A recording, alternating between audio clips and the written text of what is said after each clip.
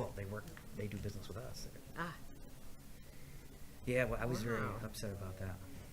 so are you hiring a deputy? Yeah, What? we're in the process. What kind of,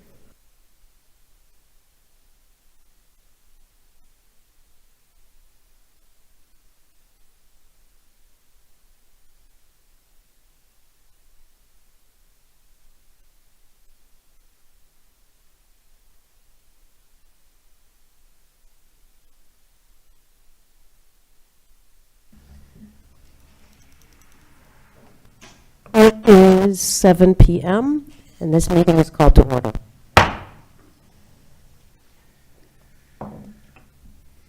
Before I begin, I just wanted to say that Mayor Marion McClellan is not here tonight because she is recovering from COVID. And we also have City Councilwoman Carolyn Burns is absent as well.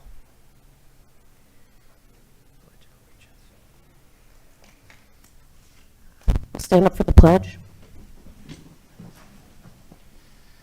I pledge allegiance to the flag of the United States of America and to the republic for which it stands, one nation, under God, indivisible, with liberty and justice for all. Roll call, please. Yes, Mayor McClellan, Mayor Pro Tem Edgar, Here. Councilmember Burns, Councilmember Radner, Here. Councilmember Whitehead. Present. Okay, we'll move on to the consent agenda, and these following items are just routine. We are going to present for approval without discussion as a single agenda item. Should any council member wish to discuss or disapprove of any item, it must be dropped from the blanket motion of approval and considered as a separate item. Regular city council meeting minutes of June 7th.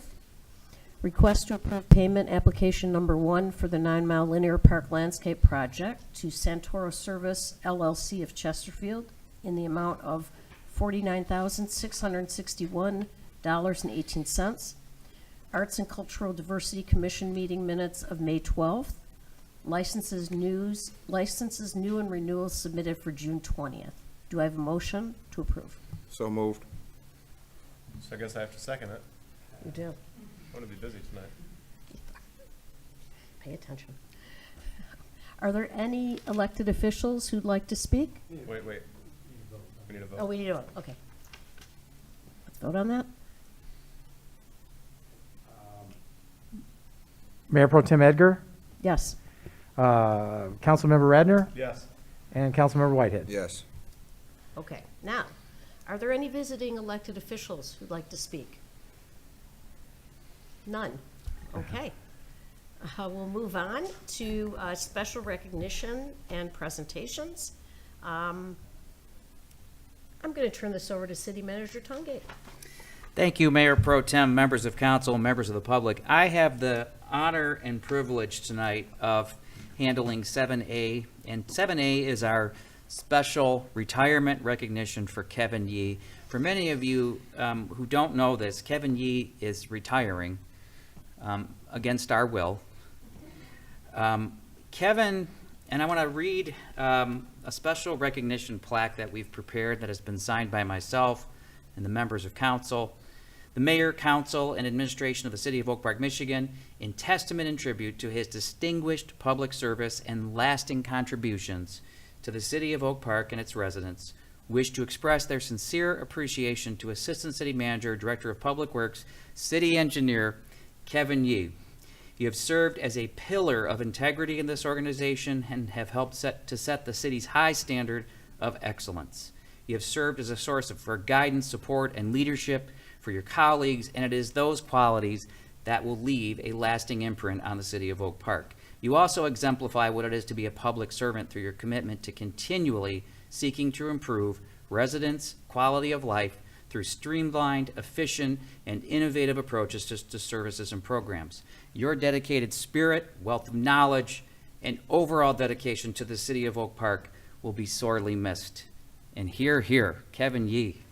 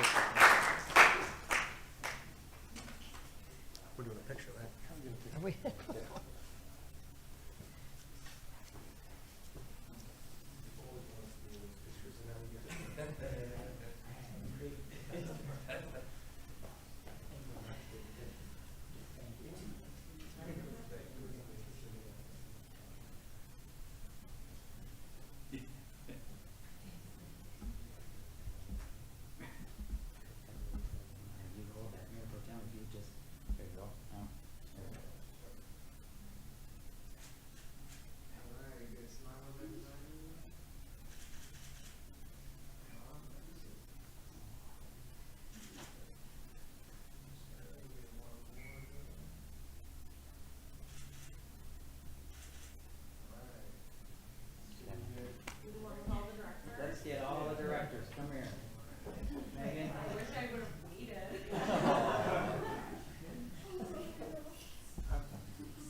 He's not really leaving. We're not gonna let him. Have any of like Photoshop about it?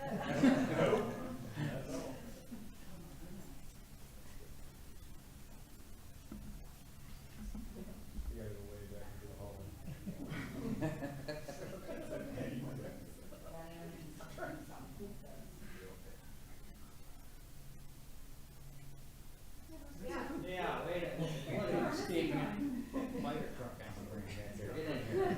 You just gotta lay on it. Yeah.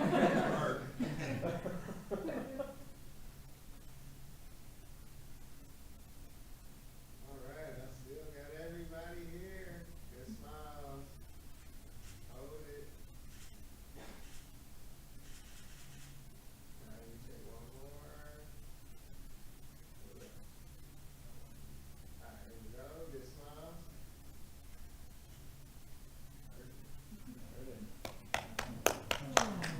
Heard it. Do you golf? Do you golf?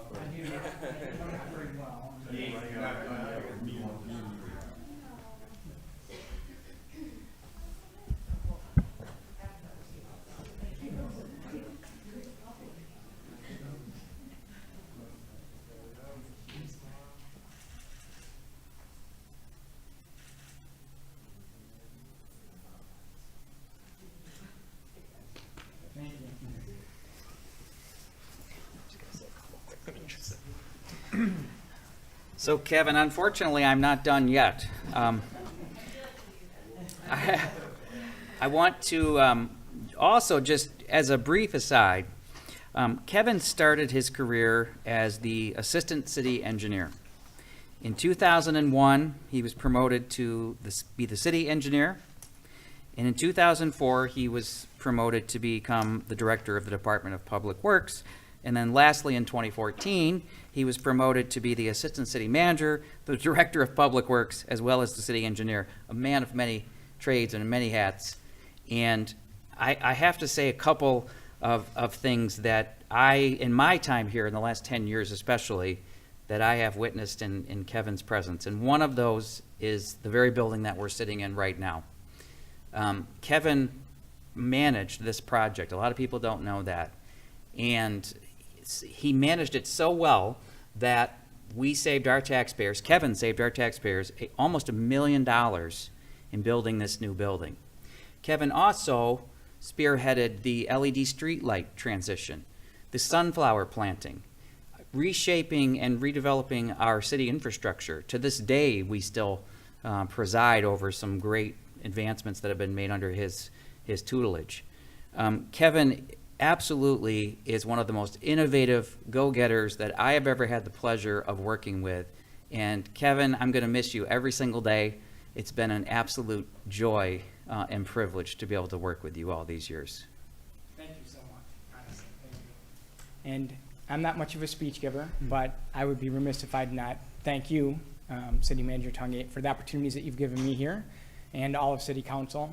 But I really want to say that the best part of Oak Park are the residents of Oak Park, the people of Oak Park, and the employees of Oak Park. I've had the opportunity to serve on many boards and commissions and work with a lot of our residents, and they all do it because they care about the community and they want to do well. But truly, all the accolades and all the things that you had mentioned cannot be done with the people that are sitting here. They truly are what makes Oak Park go, and it brings me a little bit of relief knowing that the city is going to be just fine. You have great people here that serve the city well. They care about it. They go the extra mile. I mean, a lot of people, people always say, oh, we don't get grants or we don't do things like that. We get a lot of grants, and grants are one of those thankless things that are a lot of work, and employees put a lot into it, and they don't really get anything out of it other than the satisfaction of doing something for the community. This group behind me does that all the time. They seek it, they look for, and they do the work, and it's a lot, and it's time consuming. But most importantly, I've made lifelong friends here, and people I will never forget. So with that being said, before I turn into Megan, I'm going to say thank you very much to everyone. So I really appreciate it, everyone. Thank you.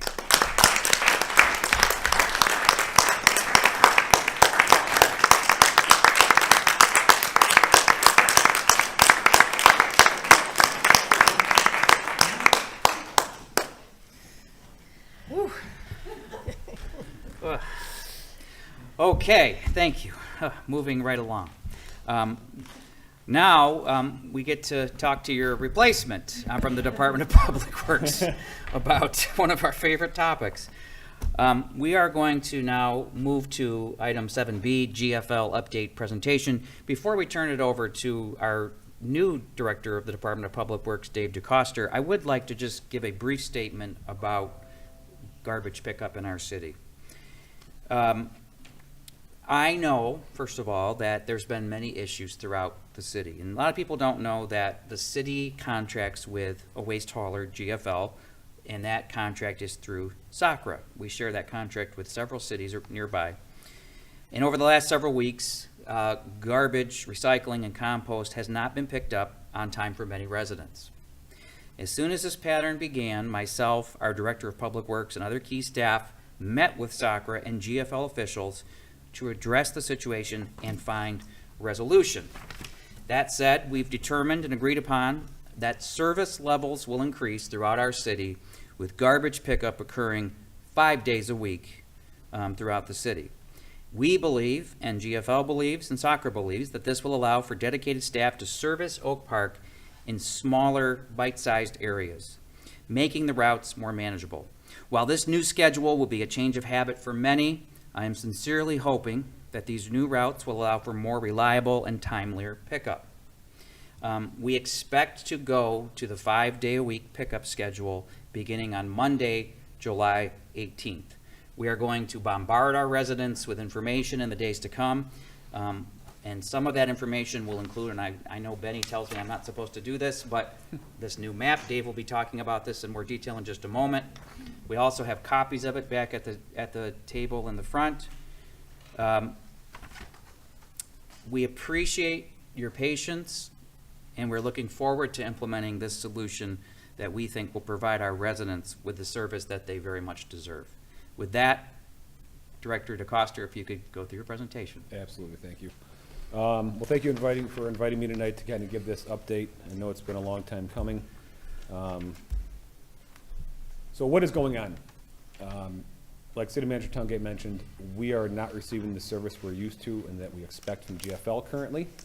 They have been late on multiple occurrences over the last couple of weeks. And what's going on is GFL has explained to us that it's staffing, equipment failures, and parts availability. So it's not that they're intentionally picking us up, that they're going somewhere else. They, according to them, they don't have either the manpower or the trucks to complete the routes. Routes are typically started. Many people are getting picked up and getting picked up on time, but what happens is they'll come to the route with 6-8 trucks, whatever it is. They'll have breakdowns throughout the day. They'll try to get their mechanics out. They can't get parts, whatever the case is, and they just simply can't finish those routes in a timely manner, which pushes into the next day. We've seen that before. We've had calls of, I mentioned it, I think last time, GFL's been in town at 10:30 at night sometimes, making an attempt to complete the routes. So they are trying. And like I said, I mentioned at times their crews are here past 10 o'clock. So we're working with them to improve that. So what are we doing? As we become aware of these delays, we are pushing them out through our communication channels. So typically their route supervisor will text or email me or call me once they know they can't complete a route. They go a while trying to do so. So sometimes we don't find out till 9 o'clock at night, sometimes later, that look, we just can't complete it tonight. It's getting too dark, there's too much out. Once we get that information, we push it out, like I said, through our communication channels. Like the city manager mentioned, we're working with our partners at SACRA and GFL. We've met with them on multiple occurrences in order to improve the service. So we think we're gonna do that soon. GFL has agreed to establish a dedicated customer service number for Oak Park residents. That number is listed here on the slide. However, I don't think it's available yet. I think they're gonna roll it out next week or so. That will be in all the PR that we send out. This number will be included, and it will be active and live when we send that information out. So again, like the city manager mentioned, we are transitioning to a 5-day-a-week service. Currently, we're a 2-day collection. We are Thursday and Friday. So the tentative start date for that is July 18th. That is a Monday. As you can see on the map here, currently sections 1, 2, and 4 are Thursday. So we're gonna break the current Thursday section down to about a third. And that's about 2,000 or so units of service, so 2,000 homes and stops. Currently, it's in the area of 5,500 to 6,000. So this is going to vastly reduce their route, making it smaller and more manageable. Dave, could you just, let me interject and just ask you to just elaborate on why that makes it more manageable for them? So one of the things that they have insisted is that when they get these smaller, more manageable routes in a 5-day service, they can send the same crews out every day. They can assign crews. They can assign an Oak Park crew. If you go to Hazel Park, they're smaller than us. They have 5-day service. They have the same crew in there Monday through Friday. They get to know the community. They learn the community. They take pride in the community, and they're here every day of the week. So that's one of the other big draws of changing the 5-day service. Currently, they're kind of scattered. They're trying to get people in from other communities to help out because we are a quite large Thursday, Friday schedule. So that's one of the main reasons, in addition to making it more manageable, is to keep that same crew in here every day of the week who takes pride in the city and does their best here. So we're going to roll out a public relations campaign. It's going to include utility bill inserts, robocalls, e-blast, yard signs, direct mailing, as well as our social media channels. So we're going to be on an all-out blitz to get the word out regarding this change coming up on July 18th. I put down no ordinance changes only because garbage should still be out 7 o'clock on your garbage day. That won't change. You can put it out as early as noon the day before, but it must be out 7 o'clock on your garbage day. Dave, so just, council members, I just want to clarify that the changes that we're talking about does not require a council action.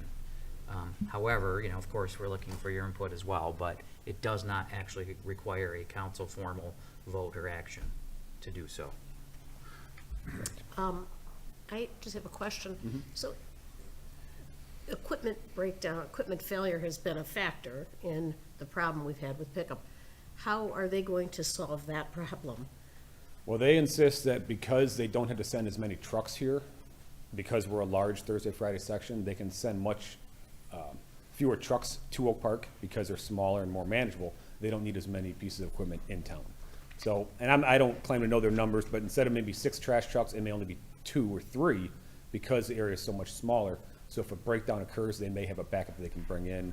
I've talked to other communities and other counterparts in other cities, and they've said this transition has helped. It's solved so many of their problems. So we've been talking about it for a while, and we think it's going to be a game changer for us. I got a question. Why are we waiting until July 18th for this? Are there just that many logistical issues that have to be Yeah, fixed that it's going part to of take it, a month? they've requested it before. You know, we They've publish requested the calendar. 5-day week? What's that? They've requested the 5-day They week? requested this. We had a meeting a while back, and they've requested it. And it's not as easy as just saying, make the transition. One, it's a PR campaign. We got to make sure our residents know. Right. We have other vendors that rely on GFL or other vendors in the city on those same days.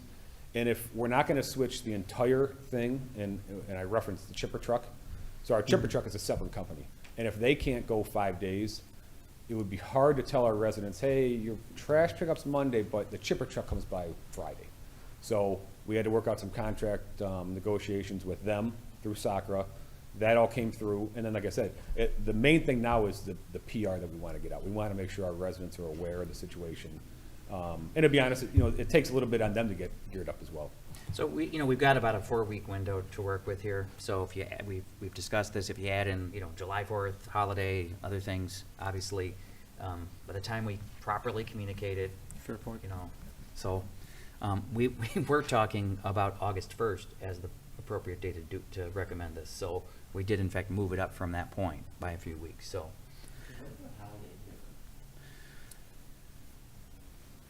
Madam Mayor Pro Tem, can I ask a question?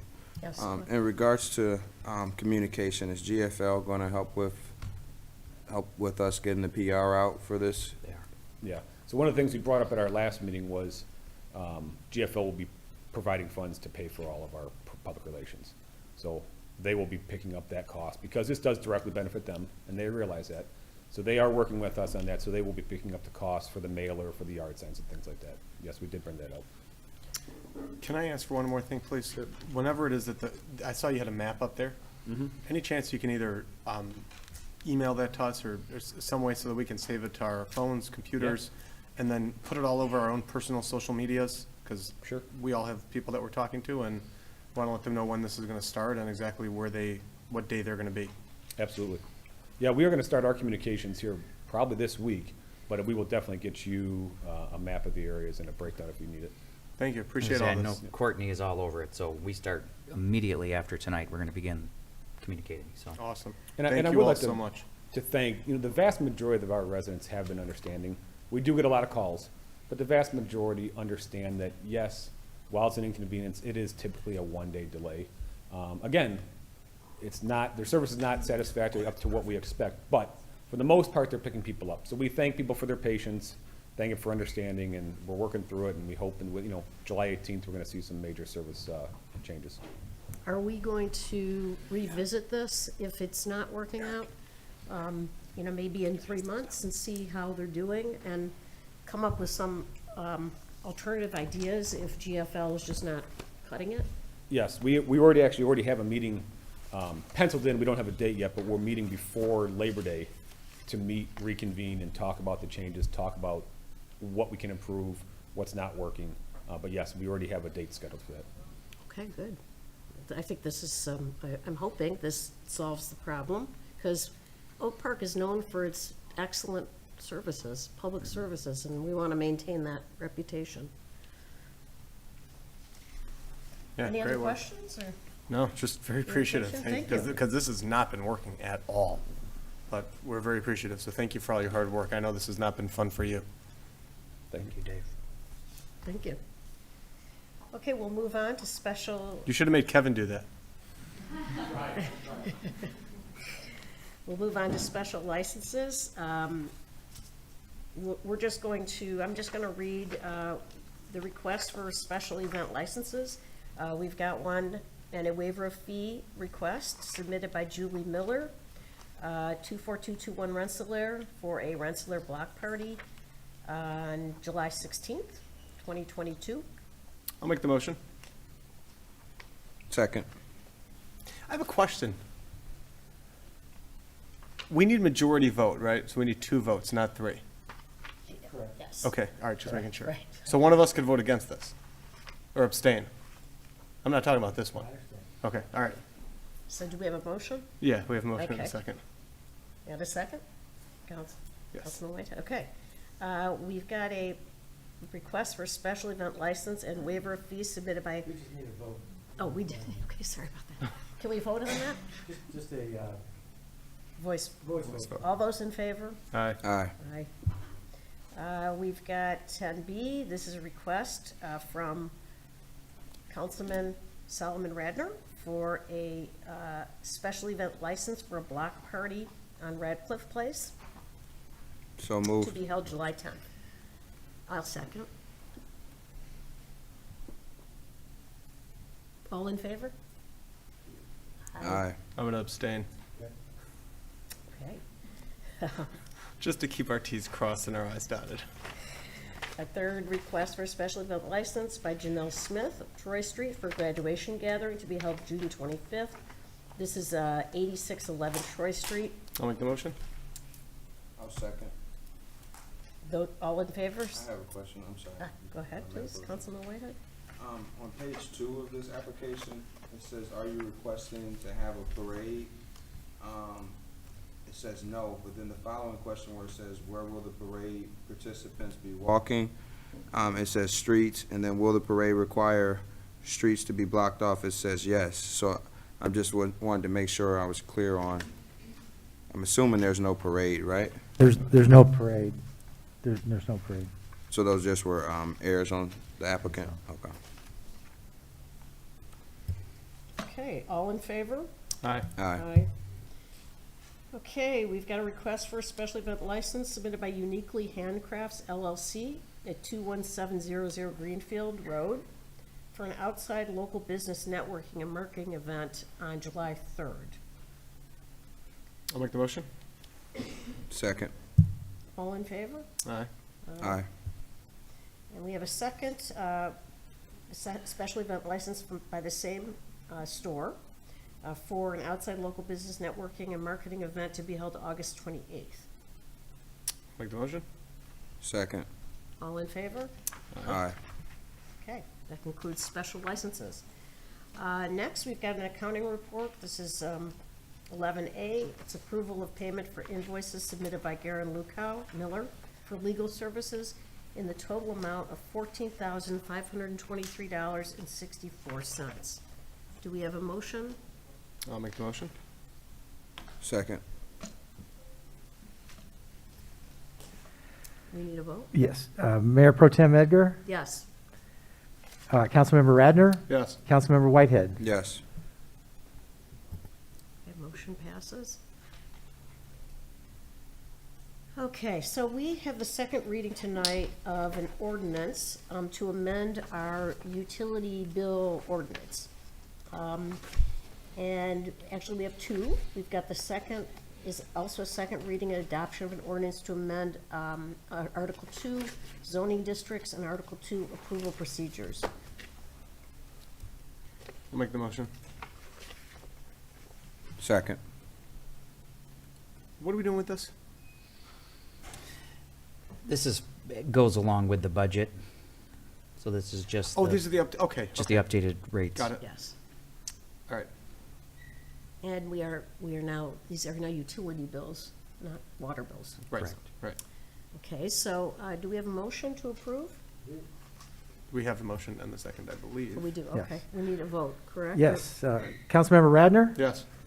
Councilmember Whitehead, Yes. and Mayor Pro Tem Edgar. Yes. Okay, good. Okay, the city attorney is not with us. And Oh, I'm- Madam Mayor, we do need, our Mayor Pro Tem, we need to do 13B separately, so we need a vote on that as well. Okay. Sorry, the second reading of the second, to adopt the ordinance amending Article 2, our zoning districts. We need a motion. I'll make the motion as written in 13B. Second.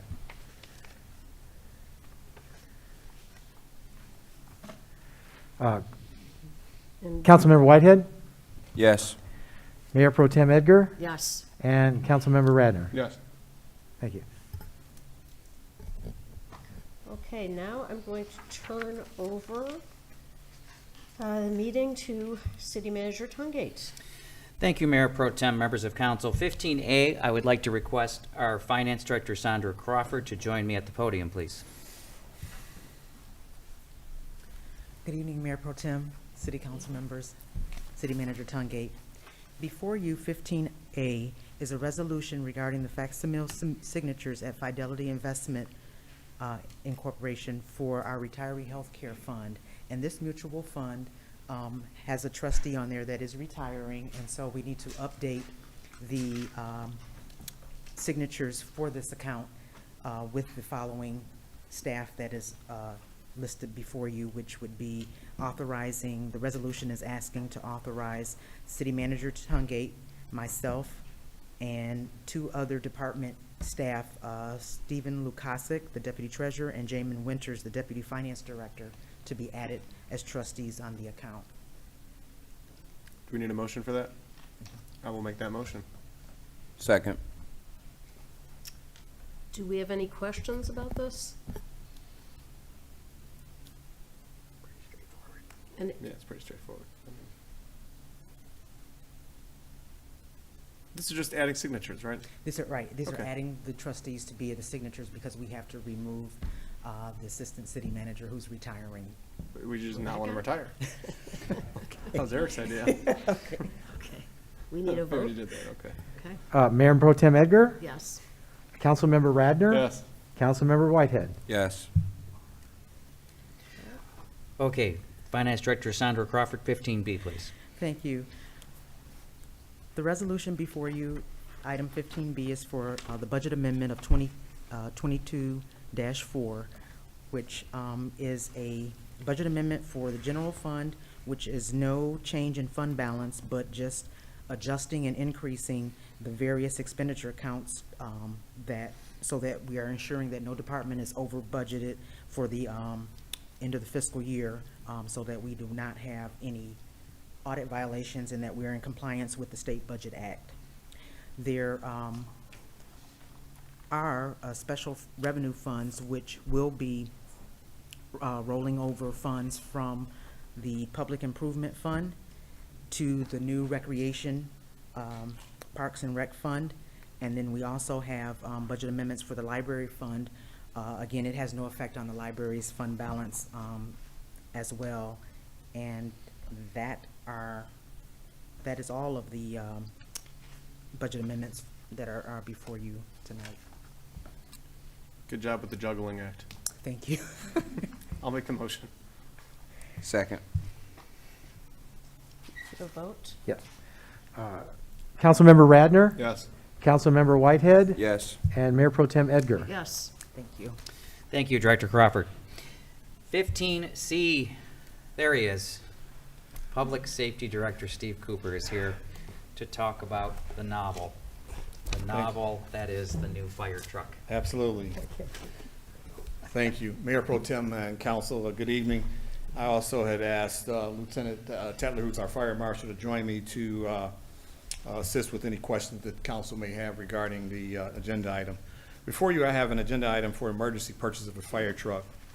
The Department of Public Safety is requesting to purchase a new ladder fire truck.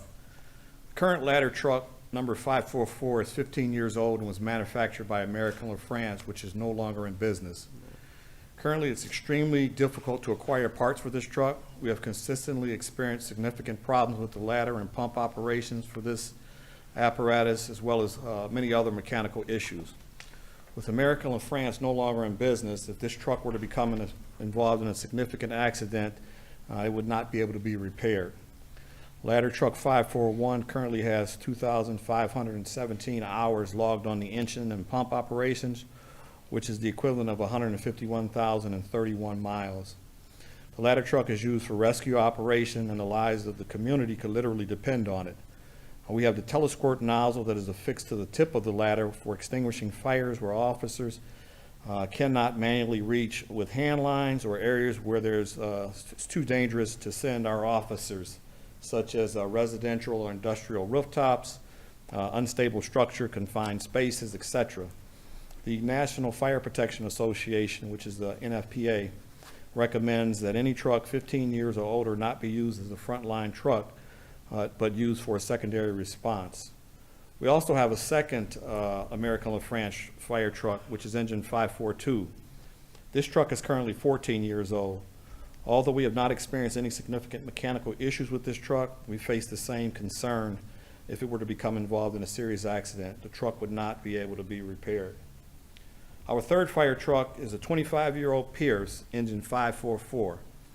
The Pierce has 3,043 hours logged on the engine and pump operations, which is the equivalent of 182,622 miles. Although the Pierce is 25 years old and the National Fire Protection Association recommends after 25 years the truck be removed from service, Public Safety has not experienced any major mechanical or pump operations with this piece of apparatus. And for this specific reason, Public Safety plans to keep this truck in service and closely monitor and evaluate its continued performance. At the March 2019 council meeting, I came before council, and council approved repairs for 3 of our 4 fire trucks. At that time, the repairs totaled $52,134.08. At that time, engine 543 was 33 years old and unfortunately had to be decommissioned. Engine 543 had logged 3,245 hours of service on the engine and pump operations, which is the equivalent of 205,500 miles. There were several safety features that the truck was not equipped with due to its age. The cost to upgrade such features would have been extremely costly, and some were not possible due to the age of the apparatus. There were also several other costly repairs that had to be addressed and considered in order to keep this truck in service. Simply stated, the truck had exceeded its life expectancy, and to continuously invest further in repairs would have been unadvisable. Due to the age, continuous electrical, mechanical issues with our fire truck fleet, and the fact that American LaFrance was no longer in business, I placed a request on the capital outlay program for the 2018-2019 fiscal year, requesting the purchase of a new fire truck. Since that time, several of these issues have persisted and even worsened. This has placed a tremendous strain on our current resources and put the Public Safety Department in a very fragile and immediate situation. Due to a combination of the aforementioned issues, Public Safety is in a position where an emergency purchase of a ladder truck is critical for the continued safe and proficient operation of our fire services. Also, due to the state of affairs that's taken place around the world with supply shortages, etc., the lead time in ordering the vast majority of fire trucks is 24 months. And thoroughly researching the market for specific needs of the Public Safety Department as it relates to product, availability, pricing, etc., we believe that the ladder truck manufactured by Schmiel best meets our needs. The estimated delivery time is 12 months, and the price of the ladder truck is $1,389,356. We have been cautioned by the manufacturer that there is a possibility of an additional increase in price for materials due to shortage, etc., between now and the time of our estimated delivery date of July 23rd. The buyer would have to absorb the increase. Attached, you will find the specifications for the ladder truck as well as the purchase agreement. I'm requesting that City Council approve the emergency purchase of a new ladder fire truck from the manufacturer Schmiel in the amount of $1,389,356 and waive the competitive bid process. This would be subject to the purchase contract being approved by the city attorney, and I spoke with the city attorney late last week, and at that time she had reviewed the documentation for the contract supplied by Schmiel and was in agreement and concurred with the language therefore that was written therein. Also, this would come with the understanding that the price is subject to an increase. However, any increase in price would need to be brought before council. If you have any questions, be more than happy to answer them, and have, like I said, Lieutenant Tetler here as well to assist. If we approve this tonight, when do we get the truck? July 2023. Sounds good. Thank you. Madam Mayor Pro Tem, may I ask a question? The company American LaFrance, I think, or LaFrance it is, I think you said they were out of business, correct? Correct. So is Schmiel, is that a company that we're confident they'll be around, or do we know how long they've been around for? We're pretty confident that they'll be around. I know Lieutenant Tetler was 60-plus years. Come on up. They've been in business for more than 60 years. A few years ago, they were purchased by a company called Rev Group, which owns a lot of major fire truck manufacturers. So my belief is that's only strengthened the probability that they'll be around for my existence on Earth, not just in the department. Sounds, Oh, I'm sorry, go ahead. sounds good. And I just want to say, too, you guys did an awesome job at Summer Blast, so I really appreciate you. I know that was a lot of work and a lot of heads had to be watching everything. You guys did a great job. So. No, we appreciate that, Councilmember Whitehead. Like I said, I think it's very important to make sure that we set the tone early for our first Summer Blast to this extent.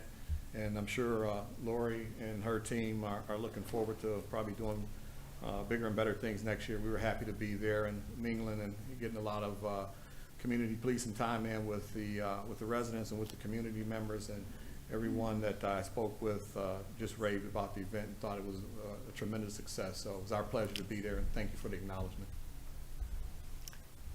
Lieutenant or Director, so while we're waiting for this new ladder truck, are these trucks okay to use, or do we have to pull the Pierce truck since it's rather old? Well, like I said, no, we're totally confident in the operation of the apparatus. They're up in age, but we've done a really good job keeping the mechanical issues and doing our routine checks with the company that we use, R&R Truck Repair. Like I said, there's never any guarantees. You know, funding is always an issue, so we try and make sure we're, I guess, very cautious and frugal with the funds that we expend to keep the apparatus running, but we'll do everything that we can to make sure that the fleet is up to par and that our residents will continue to receive the service that they have become accustomed to. I don't want you to panic when you start hearing all of these the numbers as far as how much time and mileage are on these trucks and how old they are, but it's definitely something that we can't turn a blind eye to or kick the can down the road. We were on a schedule prior to 2012 when the city manager had took over. Before we hit the kind of everything bottom out, we were replacing like a fire truck every 10 years. Obviously, finances being what they are, you don't have the luxury of necessarily doing that every 10 years. So we try and give them all the general love and care that we can.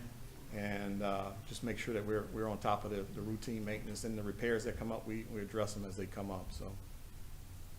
I don't know if the lieutenant has anything else he wanted to add to that, or. So this will be added to the fleet. Yeah, we'll be, well, we're kind of in limbo right now as far as deciding what we want to do with 541.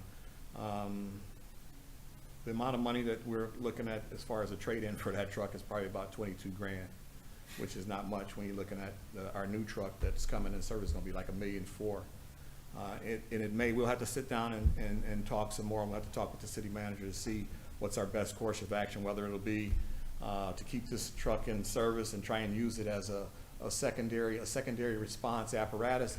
Granted that the cost of the repairs don't go through the roof. You know, as trucks age, just like cars, you never know what's going to happen. You know, you have them for a certain period of time. Next thing you know, timing chain goes, or wheel bearings, or who knows. So the only thing that we can do is baby them as best we can and do all of the maintenance that is required and kind of see what happens from there. So there'll be some decisions we'll have to make. We went from, initially we had 4 in 2019 when you approved the purchases or the repairs for the other trucks. We went from 4 apparatus down to 3 because we took that 1 out of service. And we've still been able, and we were very comfortable with the fact that we would be able to provide the same level of service with the 3 apparatus. So now, like I said, we'll sit down and talk again and find out what's the best course of action financially for the city, and then obviously for the safety of the residents and the community we serve. So. That's exciting. I hope we have some sort of welcome for the new ladder truck. Yeah. Like I said, I'd be remiss though. I have to give the kudos to the lieutenant here. He has been pretty much around the clock, 24 hours a day. He and Fire Inspector Tom Oakes flying here, flying there, trying to find us an apparatus that meets our needs in a timely fashion, and going through all the specs. It's just been a monumental task. I get to come here and kind of either give you the sales pitch, and when the real work behind the scenes is going on is taking place by Lieutenant Tetler and Tom Oakes, our fire inspector. So I would be remiss if I didn't acknowledge that. Well, thank you. Any other questions? We have a motion to approve the expenditure for a new ladder truck. Ed is shaking his head yes. No, we need it. Oh, we need a motion. So move. I'll second. Okay, so we need a vote on this? Councilmember Whitehead, Yes. Mayor Pro Tem Edgar, Yes. and Councilmember Radner. Yes. Thank you. Appreciate it. Good job. Thank you. Motion passes. Okay, 15D,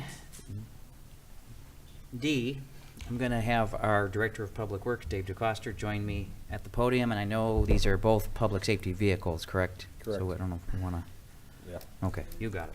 So tonight, the Public Works Department is requesting authorization to purchase the following vehicles from the Oakland County pre-bid contract. They are a 2022 Chevy Tahoe police package, as well as a SUV for undercover purposes. Funding for these vehicle purchases is available in the fiscal year 2022-23 Motor Pool Fund. It is recommended that City Council authorize the Public Works Department to participate in the Oakland County pre-bid contract for the vehicle purchases totaling $69,939. As I mentioned, funding is available in the fiscal year 22-23 Motor Pool budget. So moved. Second.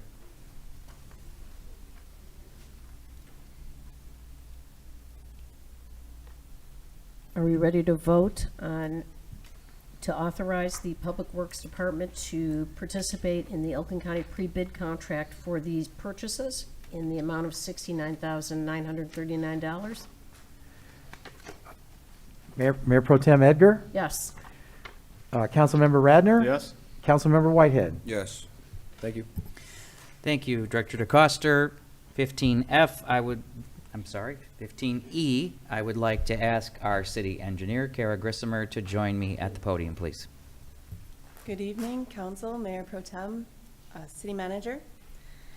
MDOT is planning to bid a pavement rehabilitation project on Highway M102, 8 Mile Road, from Greenfield Road to Myers Road, including water main, sidewalk, curb and gutter, drainage structures, storm sewer, aggregate base, and maintaining traffic work within the limits of the city. MDOT estimates the project cost to be $5,852,900. The attached agreement is the next step of the process before MDOT publishes the project for bid. The project cost will be partially funded by federal agencies. MDOT and the city agree to share the balance of the project cost, with MDOT paying 91.25% and the city paying 8.75% of the cost. The city has designated this project M741. The city's portion of the project cost is estimated by MDOT to be $141,300. This expenditure is not budgeted. We recommend that the City Council approve the attached agreement and authorizes City Manager ERIK to sign the agreement. Thank you. Do we have any questions? I'll make the motion. Second. And yes, I do have a question. Okay. When will this actually be done, actually completed? Do we know? It was supposed to be let earlier this spring. They pushed the letting back until midsummer. So I believe it's either going to be a fall project, or if it continues to be pushed back, it may be next spring. Okay, and do we have, there's no contracts for this in place yet, right? This is just Correct. for approvals? These are cost estimates, they are not contracts. Seems like every 5 minutes the estimates are flying up, They're so going if up. anything materially changes, obviously you'll let us all know, right? Of course. Okay, thank you. Which fund would this come from? I know it's not budgeted. Are we thinking about the road fund? Because it includes water main, we can also include water and sewer as well as the road funds. Good thinking there.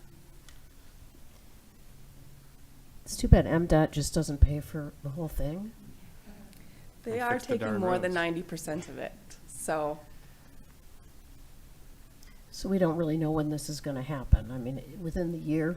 within the year, correct, at least for the beginning of the project. Okay. We have a motion. Do we need a vote? We do. Councilmember Radner, Yes? Councilmember Whitehead, Yes. and Mayor Pro Tem Edgar. Yes. Thank you. Thank you, Kira. In 15F, I think, Deputy City Manager Crystal VanVLEK, Deputy City Manager of Community Services, is going to take this one. Good evening, Mayor Pro Tem, Council, City Manager. Tonight I have another appointment to the Oak Park Youth Assistance Board. And I just want to give a little bit of background for anyone who's listening who just maybe doesn't know what Oak Park Youth Assistance is. The Oakland County Youth Assistance Program is administered through the Oakland County Circuit Court, the Family Division, and it consists of local youth assistance offices in Oakland County communities through a tri-sponsorship agreement between the Circuit Court, local municipalities, and the local school districts. The Oak Park Youth Assistance Program was created in 1983 by Oakland County Circuit Court and includes the following sponsors: the City of Oak Park, the Oak Park School District, and the Charter Township of Royal Oak. Membership eligibility includes civic leaders, organizational and governmental persons, professional people, and individuals interested in serving youth in the area covered by the City of Oak Park and the Oak Park School District. After new members are approved by the Oak Park Youth Assistance Board, they must be presented to the local sponsors for approval. Upon acceptance by the local sponsors, they must then be sent to the Oakland County Circuit Court judges for approval and then formal appointment to the board. Tonight, we'd like to ask City Council to approve the appointment of Oak Park's own Human Resources Generalist, Carla Allen. And we're asking for your local sponsor, your approval as a local sponsor. So Carla has been volunteering with the board now for several months, and she's been integral already. We're getting ready for the pancake breakfast, which is the biggest fundraiser that we have every year, and she's already been hit the ground running. She's been wonderful, so we'd like to have her on as a full board member. Do we have a motion So to moved. sponsor Carla Allen? So moved. That's my timer getting ready for the 3 minutes. My bad. Do we have a second? Apparently, that's the timer that I have on set to my timer. No offense to public safety. What was the motion? I wasn't paying The attention. motion was to sponsor. Oh, that's right, the youth, okay, yes, absolutely, second. Okay. We just need a voice vote here? Okay, all in favor? Aye. Aye. Okay, thank you, Crystal. Council members, before I turn it back over, I just wanted to say two last things. I wanted to thank Crystal, Director Lori Stasiak in Recreation for just a wonderful event over the weekend. I would like to also take this opportunity to thank Councilmember Shaun Whitehead for a fantastic Juneteenth celebration yesterday. And with that, Madam Mayor Pro Tem, members of council, that completes the city manager report for this evening. Thank you. Thank you. Next on our agenda is a call to the audience. Is there somebody in the audience who'd like to speak? I got the 3-minute timer ready to go. Okay. Mayor Pro Tem, I have Ken Sherman, who would like to speak. Hi, Mr. Sherman. Good evening, Ken Sherman, Jerome Street, Oak Park. First, I want to wish Mr. Yee a happy and healthy retirement. And then secondly, on the GFL presentation, I noticed that holiday pickup was not discussed.